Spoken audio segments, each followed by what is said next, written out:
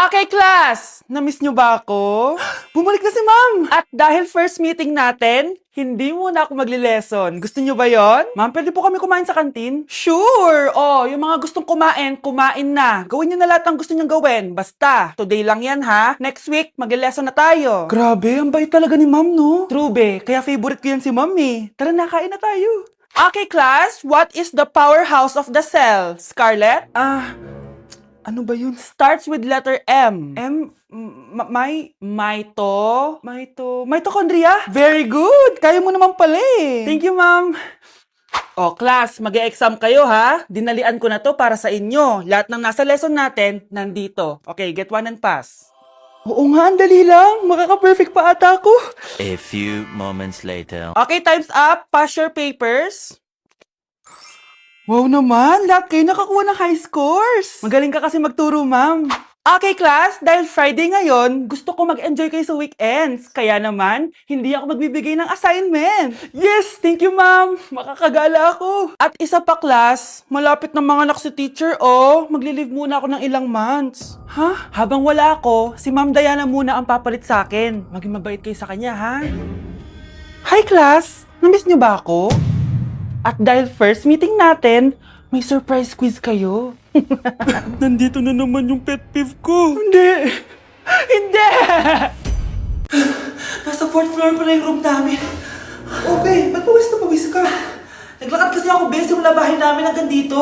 Ano? Ang layo ng bahay nyo dito, di ba? Paano mo kinaya yun, Bes? At least nakatipid ako, di ba?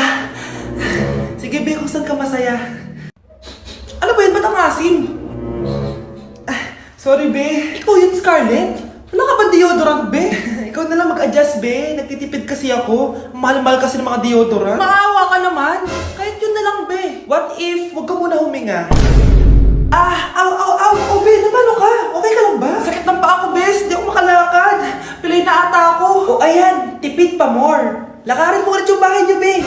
Paano ako uuwi dito, Bes? Eh, di mag-grab ka. Nagtitipid nga ako, Bes, di ba? Eh, di sakto, Bes, kasi up to 15% cheaper ang ride sa Grab with their lowest fares ever on Grab Car Saver. Just open the app and kapag magbubook na kayo, just click on Grab Car Saver. May onting waiting time lang, pero sanay ka naman maghintay, di ba, Bes? Ba't mo kayo na-atake, Bes? Pero ang laki ng discount, Naman! Tapos may additional 10% off pa on every ride for 60 rides if you subscribe to Grab Ride Saver. For as low as 99 pesos lang, Bes. Pwede mo ba itong magsabayin with Grab Car Saver kaya makakatipid ka talaga. Ang sulit pala niyan, Bes. Eh di go na, tara na. Mag-book ka na. Tara na, Bes. Nandito na si Kuya. Hello po, ma'am. Grab po. Bes, sakay na. Kayo ata yung pilay, hindi ako. Mga anak. Aba, tanghali na wala pa rin gising? Naku, sinasabi ko sa inyo, pag ako namatay, kawawa kayo. Ano ba yan? Umagang-umaga? Ang dami sinasabi ni nanay. Mga pinagkainan nyo kagabi, hindi kayo marunong magligpit. Ang tatanda nyo na, parang pare kayo mga bata. Kailangan gisingin natin pagluto. Grabe si nanay. Nauna pa magpagising kesa sa alarm clock ko. O Kyle, kakagising mo lang? Nay, hindi pa po ako natutulog. Ano? Diyos ko po! Nung kabataan namin, 7 p.m. pa lang, tulog na kami. Tapos, ang gising namin, 4 a.m. para pumasok sa school. Walaan ko, Nay. Tumatawid pa kayo ng bundok tsaka ilog para mag-aral, no? Oo. Buti nga kayo may hatid sundo pa eh. Scarlett! Ayan na, magkikiss na sila. Aba, parang anak ng mayaman na. Prinsesa ka? Nay naman eh, ang init-init eh. Hindi ako nagtatain ng pera, Scarlett, ha? Nagtitipid ako ng kuryente, kaya matuto kayo magtipid. Kaya gamitin niyo tong 2-in-1 Stand and Desk Fan from Tough Mama. Diba ang aesthetic? Meron tong 4-speed control, kaya sobrang lakas nito. O diba ang lakas? At syempre, matibay. Di kagaya ng relasyon nyo. Magluluto na nga lang ako. Ops, bago ka magluto, gamitin mo tong stackable multi-cooker ng Tough Mama. Pwede ka dito mag-boil, pwede ka mag-fry, at marami pang iba, gaya ng steam and grill. O diba, kahit ano, magagawa mo dito. Pati pag move on sa ex mo. Bakit ang sakit mo naman magsalita, Nay? Welcome BFF sa ating yearly exchange gifts. Sa wakas na tuloy, inaabangan ko talaga to. Ako din, excited na ako sa makukuha ko. So, sino gusto mauna? Ako na mauna dahil ako naman ang pinakamaganda dito. Ang nabunot ko ay si Samantha. O eto, Bes. Ano kaya to? Ano to, Bes? Tawas yan, Bes. Kailangan mo yan dahil nakakapanghinay ang amoy mo. Oh, Samantha, sino nabunot mo? Ang nabunot ko ay si Scarlett. Ano kaya to? Bakit toothpaste at toothbrush to? Bes, kailangan mo yan at kailangan din namin yan kasi naamoy pa namin yung last week mo na ulam. Mga hayop. O sige, ako na. O, ang nabunot ko ay si Cheska. O, di ka nalugi dito ah. Wow, Bes, ang dami nito ah. Nabili ko lahat yan sa Shopee Choice. Binilang kita ng charger cord kasi palagi mo nawawala yung sayo, te. 69 pesos lang to. Oh, selfie stick with flashlight. Di ba mahilig ka mag-video-video? 188 pesos lang to. Oh, tinted lip balm para magmukha kang fresh kahit di ka nag-toothbrush. 87 pesos lang to. Oh, pampas grass para magmukha maganda yung kwarto mo. Oh, eto, wireless microphone para high quality ang boses mo kahit pangit ang boses mo. Ang mura naman pala. Paano yan, Bes? Paano? Just search my choice keyword sa Shopee to enjoy 50% off voucher. Pasabog ka talaga, Bes. Tama. Kaya mag-check out na rin kayo sa Shopee Choice. Okay, class. Mag-a-announce ako ng scores.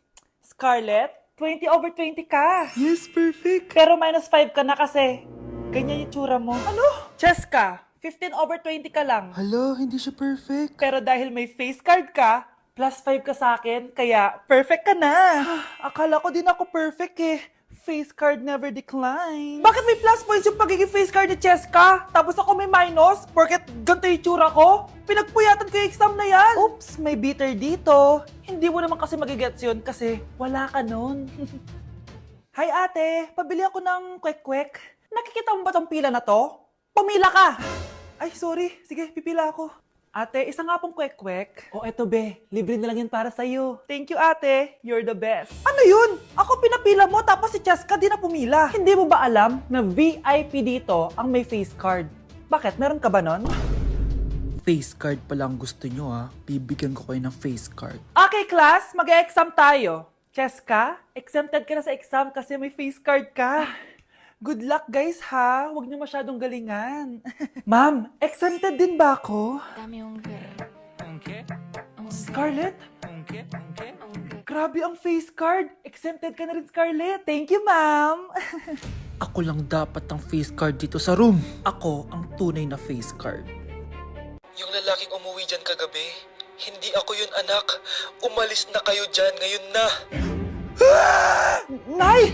Nay! Aray! Oh, mahal. Napano ka? Sinaktan ka ba ng lalaking to, Nay? Okay lang ako. Napaso lang. Okay na, nanay. Ano nangyayari dito? Nay! Brianna! Sumama na kayo sa akin! Sasaktan tayo ng lalaking to! Di natin alam baka mamamatay tao yan! Ate, anong sinasabi mo? Si tatay yan, oh. Hindi yan si tatay, Brianna! Nay! Sumama na lang kayo sa akin! Scarlett, ako to. Tatay mo. Ba't parang di mo ako kilala? Gutom lang yan, Scarlett. Tara na, kain na tayo. Bahala kayo!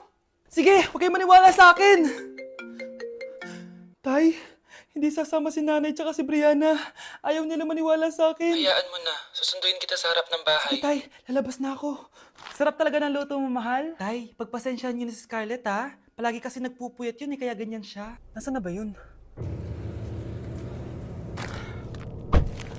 Huwag kang mag-alala, Scarlett. Safe ka sa akin. Tay, salamat. Niligtas mo ako sa kanya. Hawak ko na siya. Very good. Teka lang, bakit wala dito si Scarlett, mahal? Pabalik na yun, mahal. Sige na, kumain ka na lang dyan. Sige. Kain na tayo. Gaganti na ako sa mga panloloko mo sa abroad. Manda sa akin yung anak mo sa labas. Gusto ko lang maging malinaw sa inyo na dito sa klase ko, ako ang nasusunod. Naintindihan? Ma'am, ito po yung assignment ko. Anong klaseng assignment to? Parang ginawa lang ng bata. Mababa lang grades mo dito, ha? Pinaghirapan ko yung assignment na yan. Sino ang pambansang bayani natin? Ma'am, Scarlett. Ang pambansang bayani natin ay si... Oops! Napakabagal mo sumagot. Ang pambansang bayani natin. Straight to the point ang kailangan ko sagot. Ayusin yung sumagot, ha? Hindi na kayo elementary. Opo, ma'am. Pinayagan ba kita kumain sa loob ng klase ko? Ma'am. Akin na yan. Kung ayaw niyong binabastos kayo, wag niyo akong bastusin. Oo, be.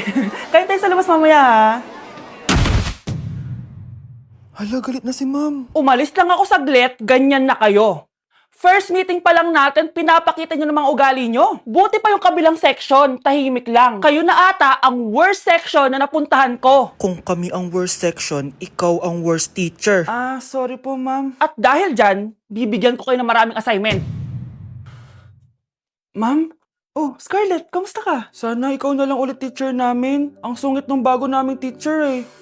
Hayaan mo, next quarter, ako na ulit ang magiging teacher nyo. Talaga, ma'am? Thank you, Lord! Kuya, sundan mo yan. Sige po, ma'am. Sinasabi ko na nga ba eh, may tinatago ka sa akin. Ayan, kuya. Huminto ka dito. Magloloko ka na nga lang sa matanda pa. Hoy, bayad mo! Humanda ka talaga sa akin.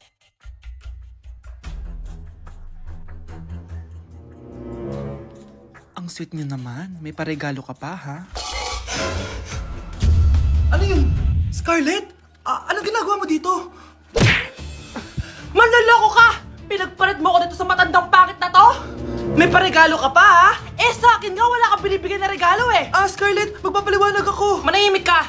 At ikaw naman, matandang pangit, sayong-sayo na tong boyfriend ko! Magsama kayong dalawa! Aba, walang respeto tong girlfriend mo Ano pinagsasabi mo, Scarlett? Nanay ko to.